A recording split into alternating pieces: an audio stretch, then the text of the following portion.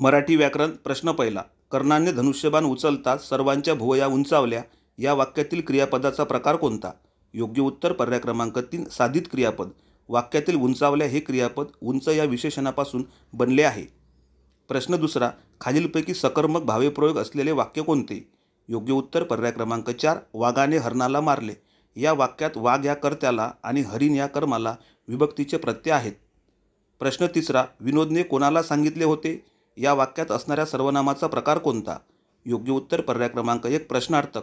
कोणाला हे प्रश्नार्थक सर्वनाम आहे.